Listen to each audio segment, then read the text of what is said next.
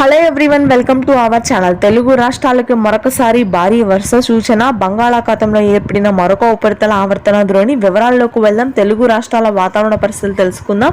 వాటన్నిటికంటే ముందు మీరు ఇంకా మన ఛానల్ని సబ్స్క్రైబ్ చేయనట్లయితే వెంటనే సబ్స్క్రైబ్ చేసి పక్కనే ఉన్న బెల్ ఐకాన్ని కూడా క్లిక్ చేసేయండి. ఇక వివరాల్లోకి కనుక వెళ్ళినట్లయితే బంగాళాఖాతంలో మరొక ఉపరితల ఆవర్తన ద్రోణి ఏర్పడింది.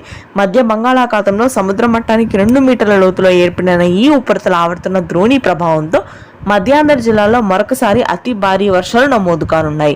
ముఖ్యంగా గుంటూరు, కృష్ణా, ప్రకాశం, తూర్పుగోదావరి, పశ్చిమ గోదావరి జిల్లాల్లో అత్యధిక వర్షాలు నమోదవుతున్నాయి. సముద్ర తీరానికి దగ్గరగా ఉన్న ప్రాంతాల్లో మరింతగా వర్షపాతం నమోదవుతుంది. ఇక ఆ తర్వాత శ్రీకాకుళం, విజయనగరం, విశాఖపట్నం ప్రాంతాల మీద కూడా అల్పపీడన ద్రోణి ప్రభావం అత్యధికంగా ఉంటుందని వాతావరణ కేంద్రం వెల్లడించింది. దాదాపుగా జూన్ 17 నుంచి 19 వరకు భారీ వర్షాలు మధ్యాంధ్ర, ఉత్తరాంధ్ర జిల్లాల్లో నమోదు కానున్నాయి. ఇక ఆ తరువాత ఉత్తర తెలంగాణ, ఆదిలాబాద్, నిజామాబాద్ ప్రాంతాల్లో తేలికపాటి వర్షాలుంటాయి. హైదరాబాద్ నగర ప్రాంతంలో భిన్న వాతావరణం కనిపిస్తుంది. కొన్ని ప్రాంతాల్లో వర్షాలుంటాయి, మరికొన్ని ప్రాంతాల్లో ఉష్ణోగ్రతలు పెరుగుతాయి.